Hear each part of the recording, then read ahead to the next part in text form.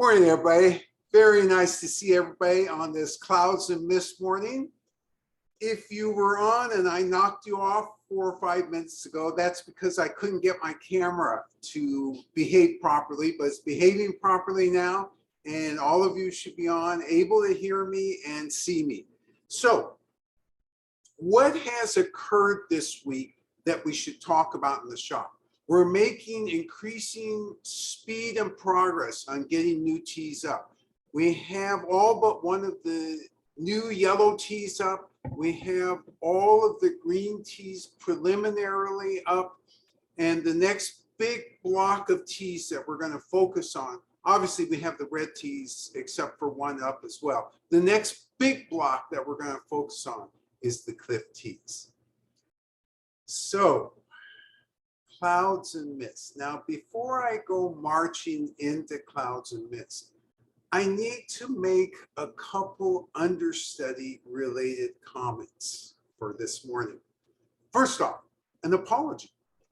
I am sorry for sending you pictures and maps so late this morning. So for those of you who just got up and don't realize you have pictures and maps of Jiangxi Province, go look at your website, go look at your email, because I've sent those. And we're going to start out with those in a minute for reference. The other thing that one very important commentator noted was that I did the equivalent of sending out the Bible and asking everybody to be prepared for this morning's session. That article that I sent following the maps, it will take a long time to go through. I thought, and here was the reasoning behind this, I thought, you know what, I've already gone through this, and if I summarize it, it's still going to be a lot to actually digest. And so I thought that maybe having it at your fingertips might be a useful way to slowly look at this over the next 90 days or so. All right, so let's get right on into clouds and mist, and let's talk maps right away this morning. So again, because understudy and morning is equivalent to automatic mistakes. I didn't send both maps together. I sent them separately. So I sent you one map, which is a detailed map of Jiangxi Province. That's not what we're going to look at first. We're going to look at the second map I sent you, which is the map of China with Jiangxi Province highlighted in red. And the reason I did this is we don't talk about Jiangxi Province very much. And I know that in the news, you almost never see Jiangxi Province as a byline. And Jiangxi Province is in an important position in China. And when you look at that position, you see all the other provinces that grow great green tea that it touches. And that's, I wanted you to locate it because it's right in a central area of growing great green tea. So you might assume, and that assumption would not be correct, that because it's surrounded by all these great green tea growing provinces, it is very rich in great green teas. Answer is no. It is rich in a world famous green tea called clouds and mist. And that is located, and you can't see on that map. So let's go now and have you look at the detailed Jiangxi map. So on the detailed Jiangxi map, and I'm going to pull mine up so I give you the exact right instructions at what to look at here. Pull this right on up here. Have it open already on the screen? No, I don't. Okay. Do you want me to get it open on the screen? Okay. All right, so let's get this thing Okay, so on this map, you're going to see a place in the northern central part of the map called Nanchang. Nanchang. That's the capital, the provincial capital. So, of course, I've got to give you some details about this provincial capital. The worst taxi drivers in China, bar none. They speed around blind corners. They pass across the equivalent of double yellow lines. They turn around and talk to you while they're driving. This constitutes the very worst drivers we've ever had. And we've been there repeated times. And it's not like it's just one bad apple. Every time we're there and everywhere we go, we get bad. Let's not call it bad. It's called intuitive driving. And up to now, we managed to not be in an accident because apparently if you get good intuitive taxi drivers, they avoid these things. All right, so that's Nanchang. So let's look at two other places. That's from Nanchang. You see the X there. Go straight up that trunk line. It's the yellow and red trunk line, and keep going until you see Lushan, Lushan. So it's almost directly north, just slightly edged to the left, but almost directly north, right along that line, Lushan, Lushan. That's where clouds and mist comes from. Now, since we're taking a tour of the province, I got to show you one other place. All right, so if you stay on that yellow trunk line, you continue going north, and then you go due east. That's a place called Jingdezhen, Jingdezhen. That place is the most famous place for producing ceramics in China. So tells you a little bit about this province. Lushan itself is located in an area, it's a mountainous area, and it's a very temperate environment. The water, there's something in the water there, because every time we go, we see all of these people who have extraordinarily, it's almost like glowing white skin. And they always answer, it's in the water. We have no idea what that is, but at any rate, you can kind of tell. So when we meet with people in Nanchang, and there's somebody from Lushan who was born and raised there, you can immediately, because the contrast in the skin, and their skin is just picture perfect. No anything, there's nothing on their skin, blemishes on the skin. So it's really an interesting phenomenon. Area is beautiful. It's historically significant. Why? Buddhist, Taoist, and Confucianists over time have set up have set up temples on the mountain. And so this should be a ring a familiar bell to you, because some of the other very beautiful places in China, including the Wuyi Mountains, has the same phenomena. You've got three philosophies / semi-religions. Philosophy is a better way to talk about them, all coexisting. And in the Lushan example, it's really striking because you have important historical events also occurring around this mountain in relationship to the establishment of these temples. We're not doing a history class today, but I will say a couple more things. This is also significant in modern Chinese history. So Chiang Kai-shek, who led the Kuomintang, had several important meetings, political meetings up there. Mao, who led the Communist Party, had 3 very important meetings up there. And so this place is a favorite retreat. It's very quiet and private. And as the places go in China that you can have a retreat, it is harder to get to. You have to plan to be going to that location because there's really no other reason to be in that area. I suppose the other reason to be not far away is if you're going to Jingdezhen to buy ceramics.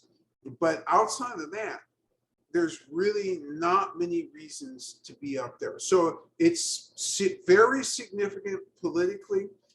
It's a beautiful, beautiful area. And this is where today's tea comes from.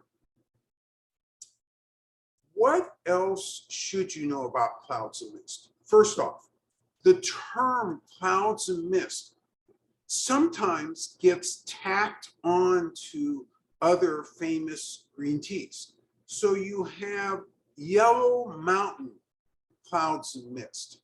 However, if you just use the term clouds and mist without modification, generally in China, unless you're in the Yellow Mountains or one of the other mountains who's using clouds and mist as part of a tea name, it's recognized as clouds and mist from this particular mountain. Why else is clouds and mist significant? We remember that all of these really, really great tea places typically have lots of clouds and lots of mist because tea grows really, really well under those circumstances. Further information for you, clouds and mist has been growing in that area since the Han Dynasty. All right, so let's get ourselves situated numerically in the Han Dynasty. So it runs roughly from 200 BC to roughly 200 AD. So it's a 400-year period, already records of producing very good tea in this area, and it being sent as tribute to the emperor. So this tea has a long, long history. What else should we know about this tea before we taste? I know we need to get tasting here, but before we taste, there's one other important thing to understand about this tea from a chemical constituents point of view. It is one of the highest in phenolic compounds. Wow, I got to use a huge word. What does that thing mean? It means it's got a bunch of polyphenols in it. And as teas go, including green teas, it's one of the highest. Now, does this mean that the varietal itself is full of these tea polyphenols, these that are really effective antioxidants? The varietal is only one aspect of this. The second aspect of this is the actual physical terroir. Remember, you heard me say that it is a very temperate area. It averages about 72 degrees during the year. It doesn't snow except under extraordinary circumstances, although it can get cold. It can get down into the 40s and 30s, but not for long periods of time. So it's that plus the soil. Yes. For such a long history, has anyone tracked any evolution in that tea over time? And by this, I mean, has the character of the tea changed since it was first developed? Great question. So the questioner asked, look, this tea has been growing since before Christ. And over that time, has there been developments in the tea to make it better or make it more beautiful or make it more accessible? And the answer is not really. This is one of these tea kingdoms, my term, by the way, that has kind of stood alone and remote. Let's talk about this remoteness for a minute. Remembering that the three main philosophies in China put temples up there, they were always looking for quiet, peaceful abodes where they could meditate, develop philosophically what they were trying to espouse. That's one thing. The other thing is you have quite a bit of poetry from different eras written about this place. So let's think about these poets and why they were there. Most of the time when you have these isolated places and these poets there, they're there for a reason. They're there because they offended the emperor, but they haven't offended the emperor so much that he says, okay, that's it. We're taking you out to the grounds and we're going to finish off. They've offended the emperor to the degree that, you know what? I don't want to hear your satirical poetry anymore. I don't want to see your face. I'm going to give you 1 day to go, in quotes, to the remote parts. So the remote parts in China over the years meant usually south of the Yangtze River. And so long as you weren't trying to raise troops or anything, you were allowed, if you offended the emperor and you were a poet, you were allowed to go to these places and kind of settle down and disappear. And then after a period of time, the emperor would forget, or the emperor would die. You'd have a new emperor. The new emperor would say, you know what, come on back. Yeah, he was in a bad mood on that day. Come on back and write good poetry. Because it was this tension between really beautiful poetry. So Li Bai, who's a very famous poet from the Tang Dynasty, was in this area. Bai Juyi, also another very famous poet. Sun Shi, another famous, Su Shi, another famous poet from the Sung Dynasty. They all had a chance to rest and recuperate in this area. And they wrote poetry about how absolutely beautiful this area is. So that gives you some background about that. And before I blather on any further about history or politics and get down into the weeds, I better first take a question. Well, just already tea commentary, sniffing the bag, love the slightly vegetal aroma of the moderately rolled leaves, green tweed leaves. Green tweed leaves, hints of vegetalness in the aroma. So somebody has already said, golly, he's talking too much, and sniffed in the bag and gotten that as a starting point. And that's great. So to continue on this journey, let me bring in the tea master who will demonstrate how to brew, and then you'll brew along with the tea master, and we can move afar, not afar, but along the track, starting from the slightly vegetal aroma into what this tea is going to be. So it is my pleasure to bring Xiaobei, the tea master. Thank you. Yes, my name is Xiaobei.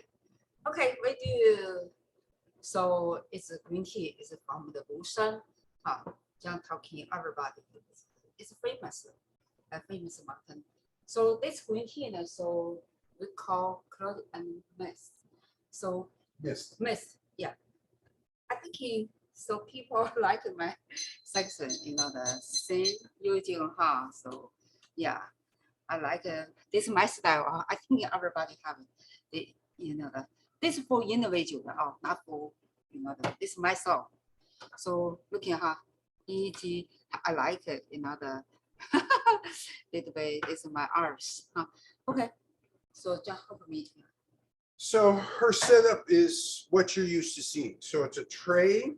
The tray accepts water that's dripped on it. She has tea toys. She has volcanic rocks. This is an artistic way to, one of several that you can use.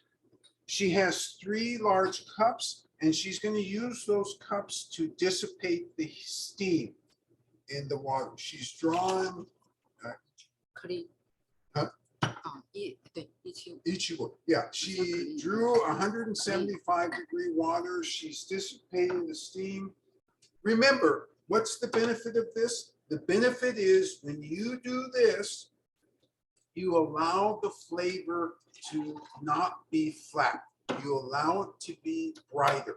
If you use water that is hotter, the steam hasn't been dissipated, you're going to get a flatness to the flavor.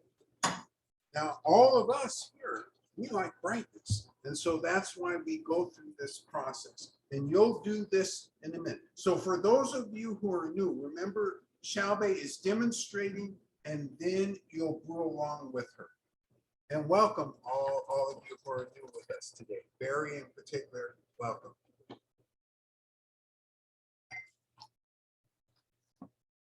Dissipating the steam.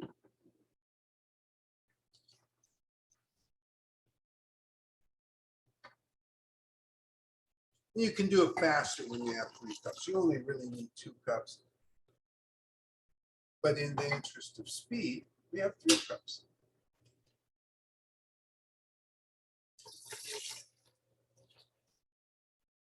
So she pours into that pot and leaves the top open.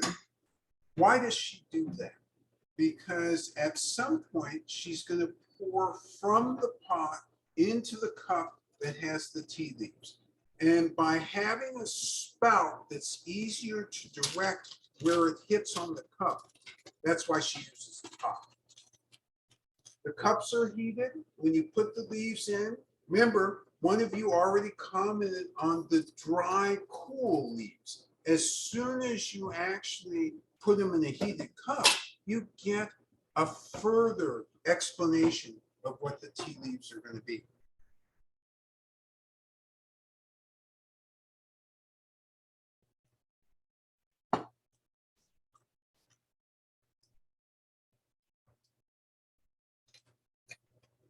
All right, so she's poured on the side of the cup. She set her timer and started it for 4 minutes. This is a 4-minute first steeping, a 2-minute second steeping. So you're going to get 2 great cups from this 4 grams of tea. She heats the second cup because we want to make sure that when you pour the 170 to 175 degree tea into this cup, the cup itself will feel warm. The tea itself will maintain around the temperature that you're steeping with. All right, so we were talking about clouds and mist and an extraordinarily high number of polyphenols.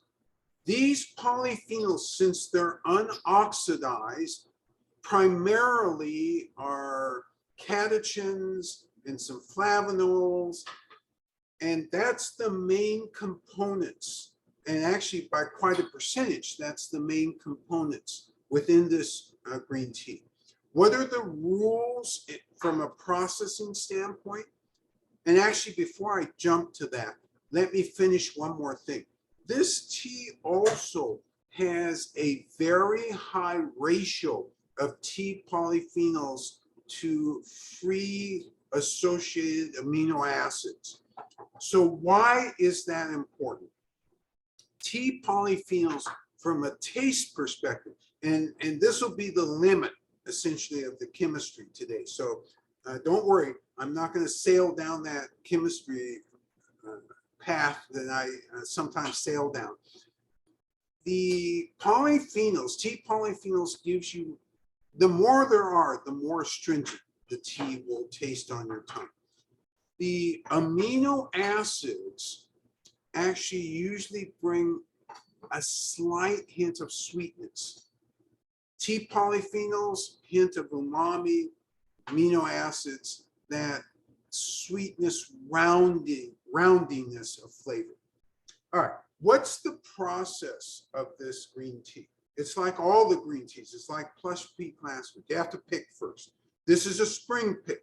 And this is a pick that comes usually around the beginning of March. So it's a bud and a leaf. And in addition, after you pick, you have to bring it in and wither. Usually you wither for just a very short time with green teas. Short time being defined as 45 minutes, hour and a half, something like that. Then you apply heat. In China, the usual application of heat is through a wok. In this area in particular, they have one of those rotating heaters. And they put it in that, and the tea, and it's at around 300 to 400 degrees, and it rotates. It's machine driven. In the old days, they used to all wok it by hand, actually fry it by hand on a wok. And at the conclusion of that frying process or the cylinder process, they take the tea out and let it rest slightly. They have a term for this. They call it recovery. And so what does recovery really refer to? And you hear about this with the cliff teas frequently. You very rarely hear about it with the green teas because there's usually not that much recovery time. Oh, we'll have to get to recovery after we separate the tea leaves from the tea liquid. And look at how beautiful that is.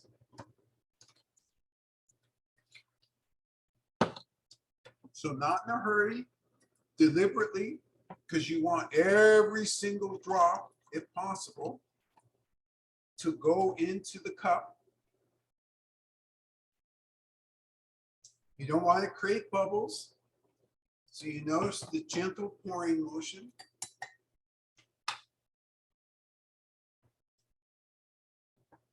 And so there's some things you're going to notice right away. So the first thing you're going to notice is this color. When you do yours should look approximately this color. Now don't do yours yet. This is not a signal to do yours, but I want you to kind of remember what the color. First thing you're going to really do is take a look at these leaves. You're going to smell them. What does smelling do? Smelling is connected with your ability to perceive taste. And therefore, this will prime your mouth once you start the tasting process to kind of have some understanding about what you're going to end up tasting. Remember, this is a 175-degree smell, and in the middle will be a 175-degree sip. And the smell indicating whatever it indicates, you'll tell me. And now this beautiful colored tea, slight tinge of yellow, but predominantly green. Oh, very clear. I see some little white hairs at the bottom. That's good news. And I'm going to take up. We're going to enter the quality arena. So what are we doing when we take this first sip? We're not tasting it as much as we're understanding mouthfeel. Where in the mouth are we getting a reaction? Where on the tongue are we getting a reaction? How astringent or not astringent is it? And after you roll it around, you're going to swallow it and you're going to make a judgment about, I'm getting an aftertaste. Is it a cooling aftertaste? Is there any hint of anything in that aftertaste? And then lastly, as part of the quality arena, we're going to think about energetics. Now, for those of you who are new, other people use all sorts of other terms. They talk about chi and chi energy and so forth. We don't do that here. What we talk about is the actual physical manifestation that you feel in your body. Whether you feel it warming, are your appendages warming? Are you feeling it cooling? So Chinese medicine has an opinion, has a thought process about each of the modalities of tea.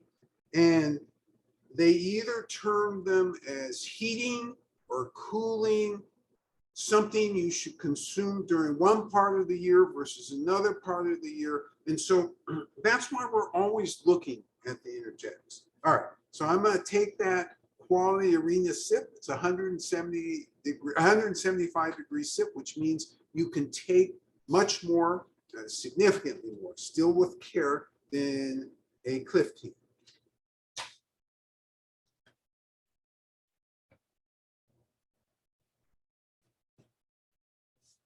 Roll that around in your tongue. You think about where in the tongue you're feeling it. I swallowed it. I'm considering whether there's an aftertaste. And if so, what it is. I'm thinking about any sensation I'm having. And we're going to take another one because I have no self-control. And actually on the second one, we're going to actually taste down into this tea also and start to identify what some of the taste profiles are.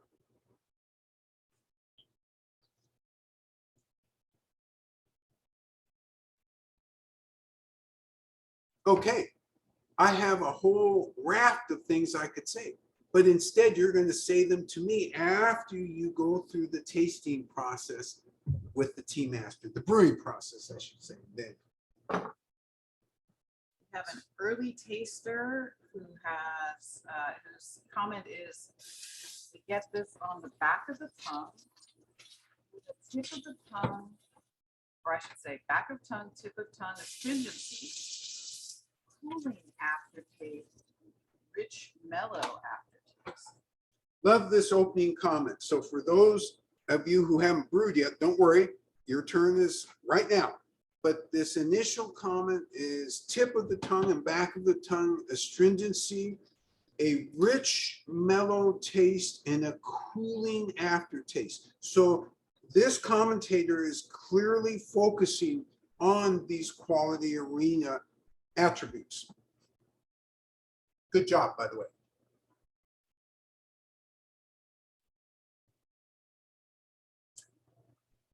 So you're getting ready to brew. Your water's at 175 degrees. We're drawing right now from the 175 degree. And you go through this process of heating the cups. Just make sure that there's anything that's left over on the cup, like a soap stain or anything like that, is gone.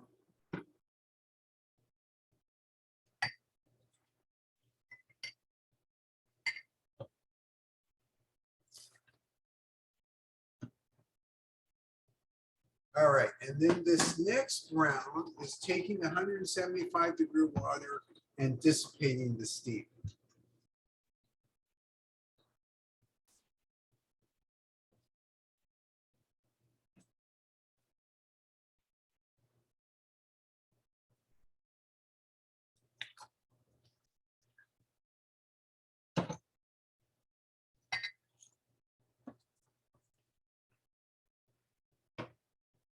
Not in a hurry. You notice to do this, you do it in a way with care and with precision, trying not to lose too much water each time you're dissipating, but not worrying about it. This is supposed to be, tea rhythm is really ordered but stress-free because you know the order.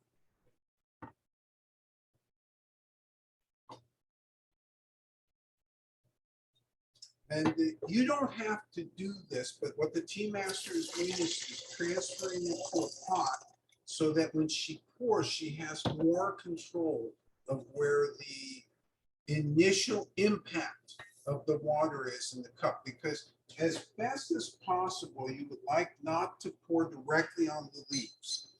You'd like to pour on the side of the cup and have the water well up under the leaves if possible. And again, this is stress-free. So if your aim doesn't make the mark and you actually pour directly on the leaves, don't worry about it. Do not worry about it. What we're trying to do is give you all the steps to create the maximum experience. But not every cup of tea is going to be the maximum experience. You're going to have some experiences that are 99%. You're going to have some that are 100, and you're going to have some that are 96. It's all going to be excellent. But in quotes, the perfect cup of tea is a very hard thing to do. But by following these details, you can come as close to that as you can get. All right, you set your timer for 4 minutes, which we've done. So while brewing, some of the leaves are at the bottom and some are at the top. Some are also vertically aligned, another kelp forest. This is great. Last week, this sense of kelp forest came up. And I like the fact of a repeating kelp forest in this one, because you're right. The leaves are all over. You get them predominantly at the top, but you do get this small segment, and it's increasing, by the way. And it's going up and down that go to the bottom, and then some float up to the top. And by the way, if you brew this at a really hot temperature, you don't get that movement. So that's another benefit of doing it like this. All right, so we were talking about the process, and we were talking about recovery just a minute ago. And recovery, particularly with this type of tea, is an important step. So what does recovery mean? Was the tea all of a sudden ill after getting the heat applied to it? No, that's not what recovery refers to here. The leaves themselves, when they first come out, are very limp. And when you spread them out, it's as if by magic, they seem to come to life again. Are you talking about the resting period after the walking? Yes, the resting period after the walking. Yes, that's exactly what it's the recovery period, resting period, yes.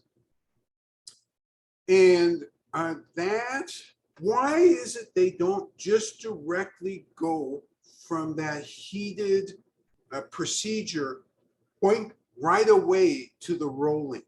Because they want to give the leaves a chance to have this recovery. And then for those that are hand rolling, they'll hand roll it over a bamboo mat. For those farmers or producers that are using machines, they'll put it in the machine and set the setting, because you have a setting on the machine, how hard it is rolled, how much force is used in the rolling in the machine roll. And they'll set it for a light roll. So if you take the leaves immediately after they've come from the heating process, they tend to tear and fall apart. Whereas if you allow the recovery, the so-called recovery, to occur, they tend to have a much better ability to stick together. What is this recovery?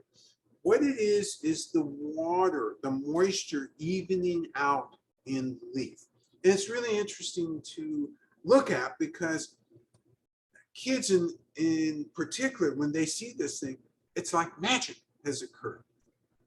So after that, and after rolling, then they got to bake. You have to bake, because if you don't bake, what will happen is the leaves will become moldy after a period of time. And usually you bake at around 300 degrees or so, this particular tea, or less, 250 to 300. Okay, your timer should have gone off.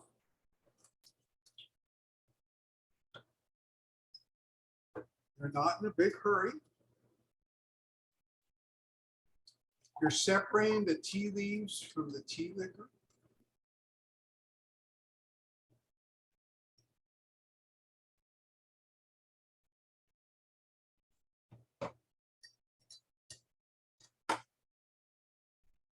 And yours should look like that in terms of the leaves. And then in terms of the color, it should look like this. And so what you're going to do is smell first. And this smell is really distinctive. And so in a minute, I'm going to give you a characterization of this tea, but you're going to give it to me first. Then you're going to enter the quality arena by smelling and then taking a 175-degree sip and rolling it around in your tongue to understand the quality characteristics. And again, that involves astringency, mouthfeel, when you swallow, aftertaste, and lastly, energetics. Yes. The first aroma the taster gets is definitely an umami. Great, great call. In China, they would characterize this exactly as you characterized it, with a strong first umami impression. Great catch. The wet leaves are plush and lush and bright. The wet leaves, plush, lush, and bright. Love this characterization. You can't smell this and tell me that it doesn't have a lot of nasal energy. That's not a good way to say that. A lot of aromatics in it. It's got a huge amount of aromatics in it, and you're detecting that. The heated, dry leaves gave off a vegetal smell. The scent of the wet leaves was fresh, umami, and appetite stimulating. That flavor was refreshing, very smooth and soft, with astringency on the tip of the tongue. Stringency on the tip of the tongue, this commentator notes, smooth and soft, with hints of umami at the beginning and vegetal. Did I get? And the initial dry leaves seemed vegetal, but then the flavor was, there's a sense of refreshment, refreshing. Sense of refreshment or refreshingness in the wet leaves. And love this description because it touches a lot of areas. Talks about the dry leaf umaminess, goes to a refreshingness as you're getting that first sip down, and then smooth and soft. There are no harsh notes with this. Yes. Another taster finds the warm, dry leaves smell much sweeter and less vegetal to her than the wet leaves. So the warm, dry leaves smell sweeter than the wet leaves. I like this for a lot of reasons. And I think some other commentators are going to touch on some of those reasons, because actually in China, they would have identified the sweetness in the initial dry leaves, but they don't call this a sweet tea. You know, some of the teas. So for example, for those of you who were on the healing broadcast, without question, sweetness, complex sweetness, but without question, this is not that. This has other things which are very interesting going on. Another taster says he finds there is a kind of soft vegetal sweetness in the scent. Soft vegetal sweetness in the scent. I like this. The soft here indicates that, again, it's not a sharpness. It doesn't indicate weakness of the scent. It indicates non-sharpness. And I like that because that is what's occurring here. You get something that you can wrap your arms around, but it's not sharp or unpleasant. Another taster finds that the leaves have a sweet aroma compared to Plush Peak, that other green tea that we tried, which was more grassy. Sweet aroma compared, this is the wet leaves, right? Yes, the leaves. I'm not sure wet or dry, but the leaves at some stage. Okay, the leaves at some stage, sweeter compared to the Plush Peak. And there is no question that there's much more activity going on with this. You know, By doing this 1 week after the other, you start to really get a good comparison, and you start to build some guardrails about what can happen with green tea, because Plush Pink, we summarize it as juicy, a little bit of hints of sweetness, and pretty steady. This one is taking on more flavors, it's taking on more complexity, but it's not losing smoothness and softness. Another taster finds she gets a sweet hay with a light umami, and the mouthfeel is very light and airy. Another one that I'm drinking too quickly. It's got it. Also got cooling energetics. Cooling energetics, sweet umami flavor, and drinking this way the heck too quickly. So the way the heck too quickly is where I want to start here. Tea that you're getting a comfortable, smooth feeling with actually goes down very quickly. And we observe it here in the shop. The really fine teas that are at this temperature, that have that smoothness. We saw one of the participants yesterday order a tea, drink it down, the whole 16 ounces in under 2 minutes. And actually, I did a double take when I looked and saw, oh my God, the glass empty already. But that was because the tea was juicy, it was rich, soft, and comfortable. And under those circumstances, they go down quickly. Now, the other thing I want to comment on, what was the last comment? There was a light, airy mouthfeel. And then there was one other. Cooling energetics. Cooling energetics, yeah. The Chinese herbalist would clearly talk about cooling energetics with this. And unlike, say, healing or any of the red teas where you find your appendages warming up, your toes warming up, this usually doesn't quite have that same quick stimulation. You can get it over time, but you get more of a coolness in the aftertaste. And actually, when I drink it, I actually do experience a cooliness in the chest region. Now, for those of you who aren't getting the exact same sensations, don't feel bad. Nothing wrong with you.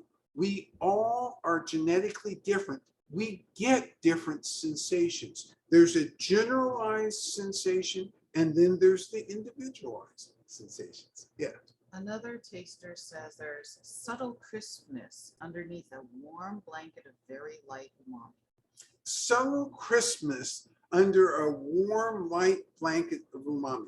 Love this because the crispness also implies a juiciness, because when you talk crispness, usually you think of things like a little bit like apple juice, things that are crisp in the making, and that crispness translates into the drink from the fruit. And I get that with this. Yes. A wee bit of dryness on the lips in front of the tongue, but any dryness is alleviated by the juiciness of the tea liquor. Oh, great comment. Wee bit of dryness on the tip of the tongue, and it's alleviated or mediated by a sense of juiciness right away with this tea. And I love this comment, and I alluded to it just now. The crispness and juiciness all interconnected. The taster says, I'm waiting for the tea to take me back in time to Lushan to trade words with the exiled poets. So this particular commentator is using this tea for time travel. And where they're going to go back is to be able to speak to those famous poets who exiled to the mountains. enjoyed the beauty and the comfort and just the spiritual connection with nature in these mountains. These places are all special. So let me talk about the specialness for a minute. We've talked ad nauseum about the specialness of the Wui Mountains, and I always draw a parallel to Yosemite. Not because it's a granite landscape, because in fact it's not, but because when you go to Yosemite or you go to go to Yellowstone or any of the famous parks, especially in the western US, you go to Humboldt County, up to the Redwood Forest up there, when you walk through, you're struck by the fact you've left pollution, you've left a sense of rhythm that's fast. The air is so clean. You look at the water smells good. That's what this place is. And we have such a misunderstanding of China because, again, New York Times, Washington Post, they have stock photos. And whenever they're going to talk about anything bad, all right, let's get that picture of Beijing under tons of pollution where you can't see the mountains surrounding. You never, ever see a picture, and thank goodness, you know, if you saw a picture of the Wui Mountains or Lushan Mountains, everybody would be flocking there. By having these pictures of these ugly places, they're not ugly places per se, but having pollution on these places makes one feel, oh, that's not so attractive. These places, as you get close to them, it's like the breath of fresh air. Ah, I can relax. I've arrived. And you're not crushed by millions of tourists. Both of these places, Lushan Mountains and the Wui Mountains, yes, you have tourists there, but it's not that huge crush that you have at the Yellow Mountains. The Yellow Mountains has between 50 and 75,000 tourists every single day. Trying to get through the line, that's the first step. Second step, you have to get on a gondola unless you're going to walk up to the really scenic places of the mountain. It takes forever. When you go to the Wui Mountains or you go to the Lushan Mountains, you get up there, the line to get the ticket is a 3-minute event, and then you almost immediately can either walk into this beautiful area. If you want to take a little bus up there, that's a 5 to 10 minute event. It's a completely different feeling. Thanks, Jeremy, for sharing this description about Jiangxi from Britannica. And also here's her comment on energetics, which is just getting warmed to the core. It's gentle swallow, pleasurable, meditative, will cherish every moment. Gentle swallow, meditative, warm to the core, and will cherish every moment. So in fact, let's focus a minute. Will cherish every moment, because in this is the implication of tea rhythm. What does tea rhythm do, and why do we do this? As you're appreciating every aspect of the tea, you are completely present.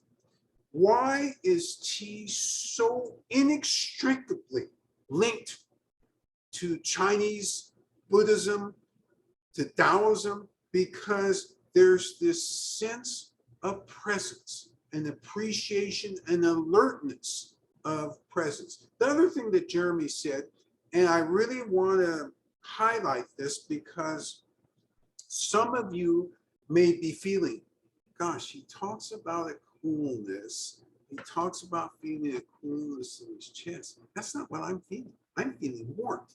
So Jeremy said it out loud. I am feeling warmth to the core. So the tea has different effects on different people. Love the fact that you brought that up because, again, we don't have one standard here. Well, let me not say it that way. We do have one standard. The standard is excellence. Excellence. Now, outside of that, we don't have any standard of how you should feel, how you should interpret this. We do have guardrails. So if you tell me it tastes like garlic, that's outside of the guardrails. But within the guardrails, there's great room for observation and feeling and commentary. That's all valid. Okay, so how am I doing here? Oh my goodness, I'm almost done, but I still have 3 minutes to go. What else do I want to say? I know what I want to say about this to wrap it up. Lushan Clouds and Mist, since 1950, I want to say 3, might be 51. Can't remember which year. It got designated in China as one of the 10 top great teas. And you're probably thinking to yourself, what are, in quotes, the 10 top great teas at that time? And year by year, it changes a little bit, although generally speaking, certain teas always are within those top 10 teas. And among the green teas, this one always is in there. The Clouds and Mist, the Yellow Mountain Reserve would fit that category. The Dragonwell, of course. Wong's Creation, Premier's Choice. So I said 10 great teas. Green teas occupy more than 50% because you have Green Sanctity in that, and you have, there's one other which is escaping. It'll roll back into my head, and then next week I'll be able to tell you that one that I forgot. And every year that they do this, and this is the government, so it's a state institution which is certifying this. Does this mean that there's no other possibility that any other tea is as great or greater than these? No. What this means is at a certain level, these have become institutionalized. And remember last week I started, or a couple weeks ago, I started talking about intangible cultural artifacts. This belongs to an intangible cultural artifact. Some of the teas that get on the board, they really are intangible cultural artifacts, but they haven't been recognized as such. And their flavors are every bit as good. Oh, I know what I forgot in the green teas. Heirloom. Heirloom is on that list as well. So 70% of the top 10 teas. And again, this is just a list. And what's the value of a list? Well, not really that much unless you're an absolute beginner. If you're an absolute beginner, oh, let me look at the list. I'll tell you what the top 10 teas. Well, no, the answer is no. You'll tell me what was listed as that. But as you see in here, you've tasted other teas. All of you who tasted Evergreen will argue with that list. Yes. Two final comments. Aggie finds that exposure to the green teas from Sophie's Cuppa teas teaching her to appreciate green teas and overcome her prejudices that arose from having bad, quote unquote, bad green teas. And these last two especially have really changed her feelings. And then another comment on flavor. Another taster finds as the broth cools, she detects a scent of honey, So I'm going to start with the second comment and then go back to Aggie's. So as this tea liquid cooled, one of the participants tasted a hint of honey in this. A scent. I'm sorry, a scent of honey in this. Thank you. And this is the magic thing about talking about the tea through the entire cup. And by the way, that scent wouldn't have been available if you had drunk it in 2 minutes. And that's why we use tea rhythm. And that's why sometimes you see people write about the tea, oh, a scent of honey, a scent of citrus, and you have the tea and you drink it in 2 minutes. No, there wasn't any of that. The issue is what standard you're using as you drink through the tea. So that's really important. That's a great comment. Thank you for pointing it out. Aggie's comment, I really appreciate her comment, because what she essentially said is that the big chains and all the other tea shops that she's ever been to ruined, she thought, her experience of green tea and made her feel that green tea is an also ran. If the doctor says I got to drink it, okay, I got to drink it, but I don't like it. She says the sense of tea rhythm and the teas we have here, the green teas we have here, is changing her mind about what green tea can be. And I really, really appreciate that comment, because this week has been a week about people coming in and telling me, I just didn't realize that tea could taste like this. And moving away from, what is that tea that they use at hotels? I can't even remember. You know, it comes, oh yeah, fishing tea is what Xiaobei says it is, you know, the tea bag tea that's all ground up, not good. The tea that the big chains brew at 205, not good. And people leave with the impression, and sometimes never go back to tea, because they're ruined from that bitterness, from the lack of hints of sweetness, hints of juiciness. They don't get it because the tea is sharp from their perspective and doesn't taste good. This, as you are now seeing, is absolutely wrong. Yes. A taster says, we have talked about tea rhythm, but I think I'm coming to the point of view that different teas may in fact have different rhythms. I also went through this tea too fast, and only after I completed my first cup am I beginning to get a sense of its energetics.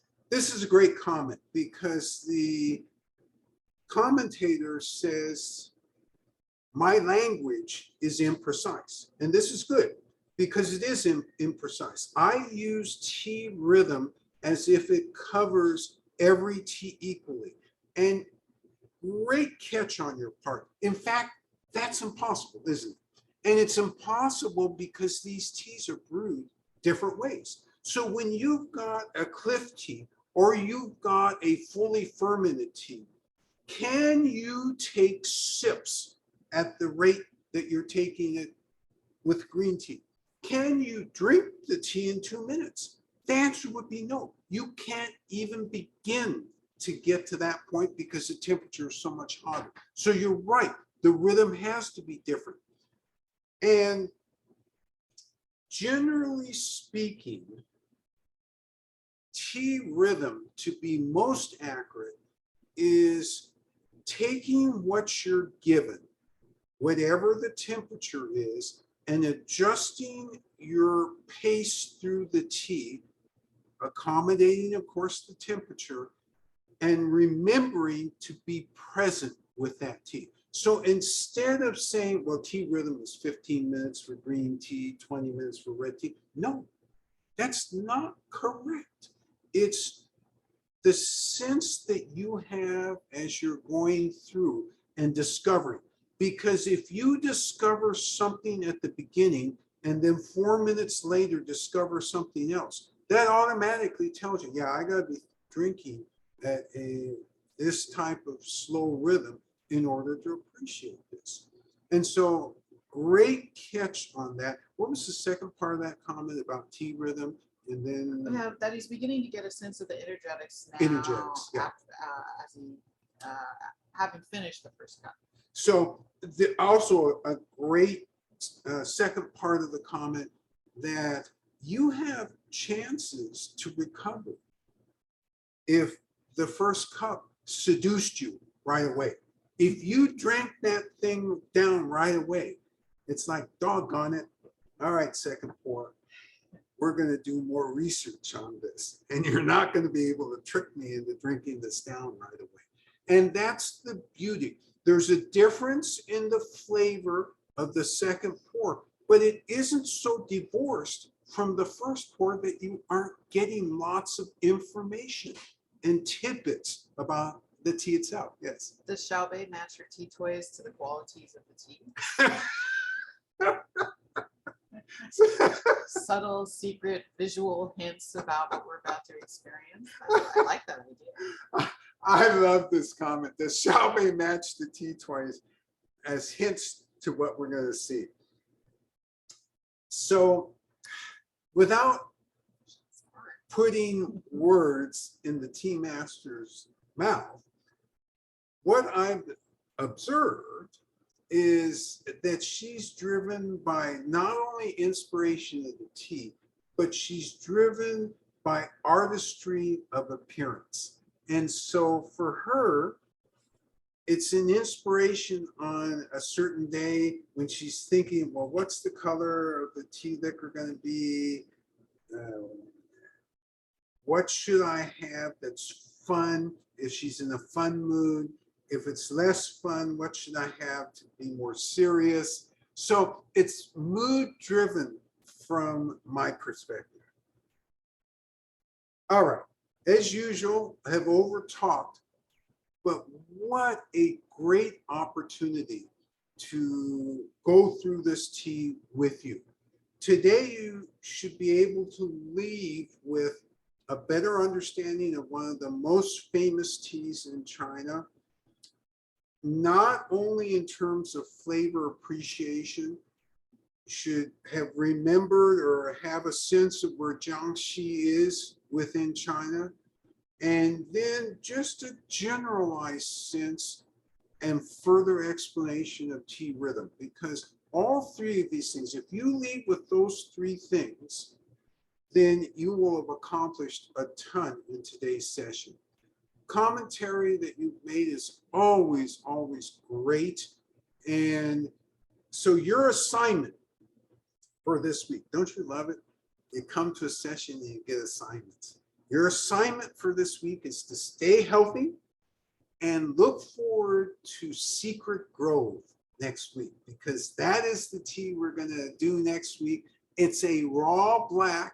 And for those of you who haven't done raw black before, you're probably thinking to yourself, wait a minute, we had two greens and we're going to just fall into a black just like that? We'll have very good explanation and you'll know better why this is a perfect segue into that. You all have a great week. Take care now. Bye-bye.